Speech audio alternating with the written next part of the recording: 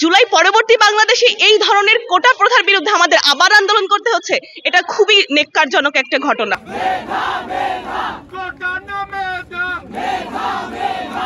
আমরা দেখতে পেয়েছি গতকাল 2024-25 সেশনের মেডিকেল ভর্তি পরীক্ষার রেজাল্ট প্রকাশিত হয়েছে।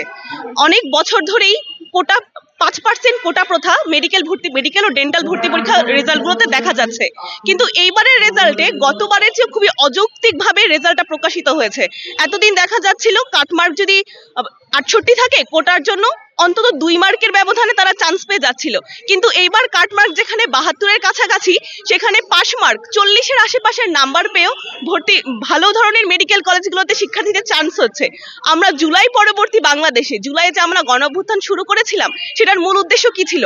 কোটা প্রথা বাতিল করা।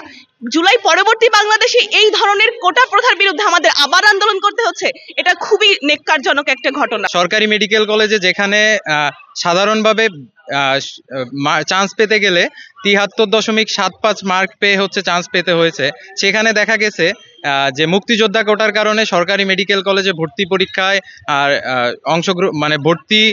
ভর্তির সুযোগ পেয়েছে এমন হচ্ছে সর্বনিম্ন মার্ক যেটা, এটা হচ্ছে 40.75। এখানে যেটা দেখা যাচ্ছে যে মার্কের ডিফারেন্স প্রায় 32, মানে এইখানে মেধার চরম বৈষম্য থাকার সত্ত্বেও শুধুমাত্র মুক্তিযোদ্ধা কোটার কারণে একজন শিক্ষার্থী ভর্তি পরীক্ষার সুযোগ পাচ্ছে, যে কম মেধাবী, কিন্তু যে বেশি মেধাবী সে সুযোগ পাচ্ছে না। এটা কোনোভাবেই মেনে নেওয়া যায় না।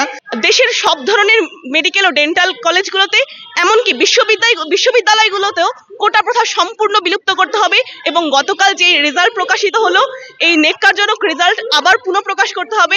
শিক্ষার্থীদের আবেগ জড়িয়ে থাকে এবং দেশের ভবিষ্যৎও জড়িয়ে আছে এই মেডিকেল ও ডেন্টাল কলেজগুলোর সাথে। তাই আমাদের একটাই দাবি, কোটা প্রথা বাতিল করা এবং গতকালের যে মেডিকেল ভর্তি পরীক্ষার রেজাল্ট সেটা পুনঃপ্রকাশ করতে হবে।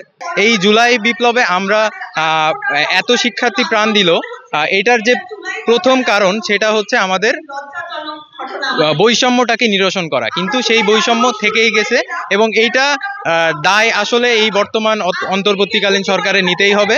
এবং এই ক্ষেত্রে আমরা যেই দাবিটা সামনে নিয়ে এসেছি সেটা হচ্ছে এই 24 ঘন্টার মধ্যে আমাদের এই ফলাফলকে প্রত্যাহার করতে হবে। কোনো ধরনের ভেরিফিকেশন সিস্টেম যেটা আমাদেরকে বলা হয়েছে সেটা আমরা মানি না এবং ফলাফল প্রত্যাহার করে 24 ঘন্টার মধ্যে পুনরায় ফলাফল প্রকাশ করতে হবে কোটা সিস্টেমটাকে বাতিল করে।